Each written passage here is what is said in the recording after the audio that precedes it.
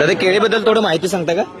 तर आज आपण बारामती येथे कृषकमध्ये आलेलो आहात. तर आपल्याला पहिल्यांदा पाहायला मिळेल की आपण एआय वरती केळी ग्रो केलेली आणि ती विदाऊट एआयचा वापर करून पारंपरिक पद्धतीने केळी ग्रो केलेली आहे.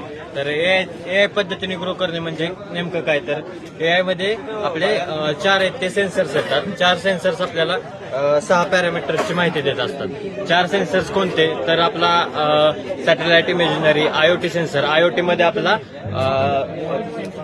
काय रे सॉइल मॉइश्चर सेन्सर, त्यानंतर आपलं वेदर स्टेशन आणि 2 ड्रोनच्या फवारण्या, असे 4 एकूण सेन्सर्स येतात. मग आपला पहिला जो आहे सॉइल मॉइश्चर सेन्सर आपण पाहू शकता इथं. त्यामध्ये आपल्याला सॉइल मॉइश्चर सेन्सर मधून आपल्याला माहिती कोणती मिळते, तर जमिनीतील पाण्याची पातळी किती आहे, त्याचबरोबर आपण इरिगेशन कधी दिलं पाहिजे आणि किती अमाऊंट मध्ये पाणी दिलं पाहिजे आणि किती वेळ पाणी दिलं पाहिजे हे आपल्याला सॉइल मॉइश्चर सेन्सरद्वारे कळतं. त्याचबरोबर आपलं तिथं वेदर स्टेशन आहे. वेदर स्टेशन थ्रू आपल्याला काय माहिती मिळते, तर 2-4 दिवसांपर्यंत पुढचं हवामान, टेम्परेचर, रेनफॉल, सनशाईन एवढी माहिती आपल्याला मिळते. आणि आपलं जे सॅटेलाइट इमेजनरी आणि जे ड्रोनच्या मॉनिटरिंग होतं प्लॉटवरती, ड्रोन मध्ये आपले 2 प्रकार पडतात, एक हायपर स्पेक्ट्रल आणि एक मल्टी स्पेक्ट्रल.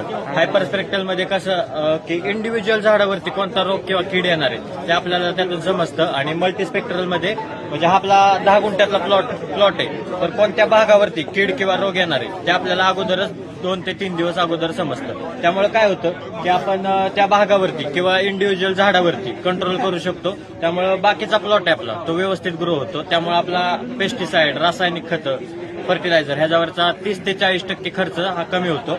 आणि सॉइल मॉइश्चर सेन्सरमुळे आपल्या 30% पाण्याची बचत होते. त्याचबरोबर आपल्या उत्पादनात 25 ते 30% पर्यंत वाढ होत असते. आता आहे ते व्हरायटी कोणता आहे दादा? आता आपली ही G9 व्हरायटी जैन कंपनीची. आता एकदा लावलं की किती महिन्यानंतर फळ येईल दादा? 8 महिन्यापासून फळ चालू होतंय. 11व्या-12व्या महिन्यापर्यंत आपल्या पूर्ण हार्वेस्टिंग होऊन जाते. ओके, थँक्यू दादा.